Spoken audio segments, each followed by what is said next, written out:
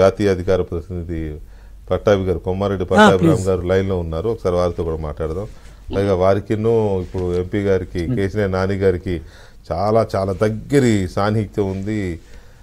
వీరి గురించి వారి గురించి వీరికి బాగా తెలుసు. నా పట్టాభి గారు నమస్కారం. నమస్కారం వికే గారు. పట్టాభి గారు, కేసీఆర్ నాని గారు అక్కడికి వెళ్ళడం అనేది ఇవాళ ఎప్పటి నుంచో అనుకుంటున్నది, వాళ్ళు ప్రచారం జరుగుతోంది, ఇవాళ అది ప్రూవ్ అయింది, నిజమైంది.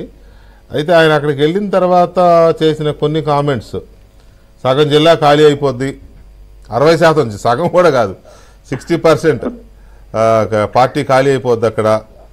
తర్వాత నన్ను తిట్టించారు వాళ్ళిద్దరితో, ఎవరితో, మన బొండ ఉమ్మ గారు అండ్ బుద్ధా వెంకన్న గారు, వాళ్ళతో తిట్టించారు. తర్వాత ఇక చంద్రబాబు నాయుడు గారిని అయితే చెడమడా నోరు కూడా బారేసుకున్నారు అనుకోండి. సో ఏంటి దీన్ని పార్టీ ఎలా చూస్తుంది? ఇదేమి మాకు ఊహించనటువంటి పరిణామం ఏం కాదు వికే గారు. ఇప్పటి నుంచో ఊహిస్తున్నదే, ప్రజలందరూ కూడా అనుకుంటున్నదే.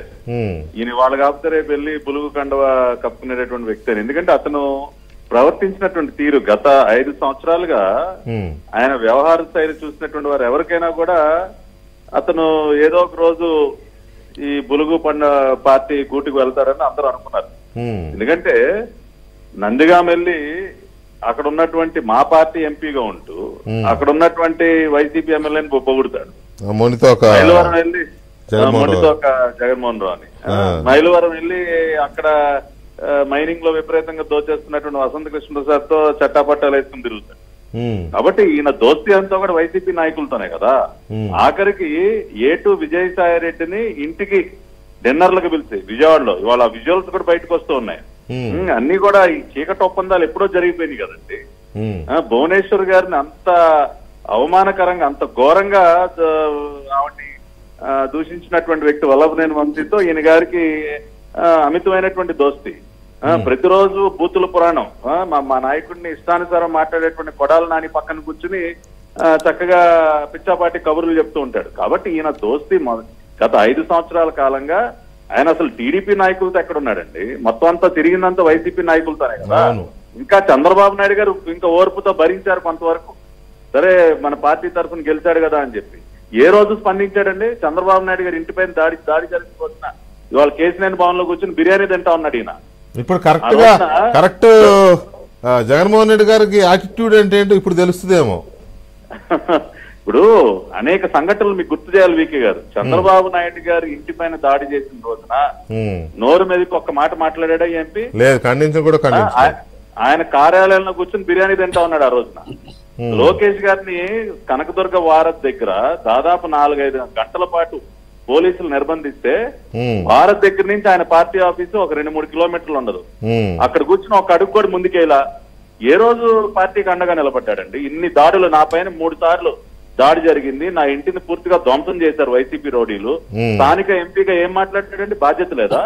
ఈ పార్టీ జాతీయ అధికార ప్రతినిధి పైన భౌతిక దాడులు జరిగి ఇంటిని ధ్వంసం చేస్తే నువ్వు కనీసం ఖండించవా?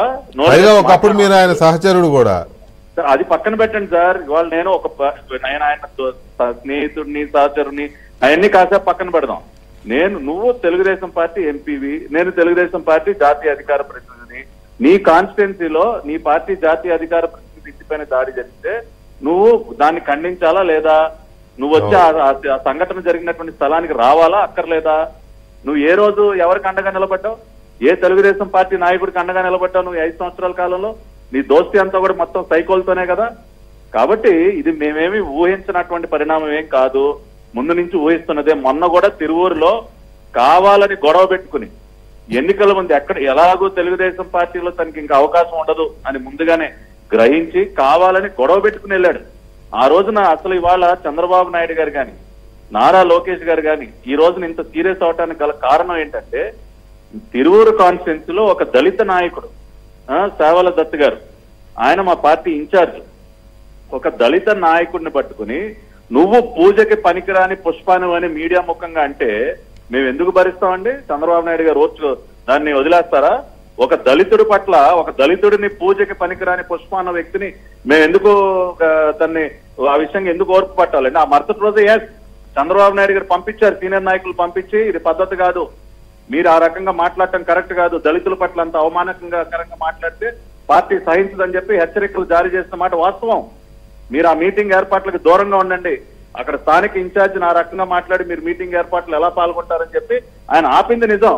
ఒక దళిత నాయకుడిని పట్టుకుని మాట్లాడితే మేము ఊరుకుంటామా? ఇవాళ ఈయనకి వైసీపీ పార్టీ చాలా బ్రహ్మాండం సార్.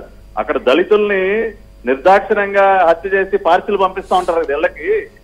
దళితుల్ని పట్ల దాడులు చేయటం, దళితుల శవాలని ఇళ్ళకి పార్సీలు చేయటం అక్కడ అలవాటు. కాబట్టి ఇవాళ ఈయన గారు కూడా ఒక దళితుడిని ఆ రకంగా మాట్లాడిన తర్వాత వాళ్ళకి అది ఆనందంగా ఉండొచ్చాం, కానీ తెలుగుదేశం పార్టీలో మేము దాన్ని సహించేటటువంటి పరిస్థితి లేదు. కాబట్టి వాళ్ళ రాష్ట్ర ప్రజలందరూ కూడా తేలేదు. ట్రిగరింగ్ పాయింట్ ఏ రోజైతే ఎప్పుడైతే ఆ మాట అన్నాడో అక్కడ ఇన్ఛార్జి గారిని చంద్రబాబు నాయుడు గారు ఇంత దూరం వచ్చిన తర్వాత ఇతనితో మనకొద్దు, ఈ రకంగా దళితులను అవమానించిన తర్వాత ఇతని పైన చర్యలు తీసుకోవాల్సిందే అని చెప్పి ఆ రోజున గట్టిగా ఆయనకి హెచ్చరికలు జారీ చేయడం జరిగింది. కానీ వైసీపీ వాళ్ళకి లెక్కలేదు కదా ఇవాళ. అందుకని ఆ పార్టీలో ఉన్నటువంటి దళిత ఎమ్మెల్యేలు వాళ్ళందరూ కూడా బయటకు వస్తా ఉన్నారు.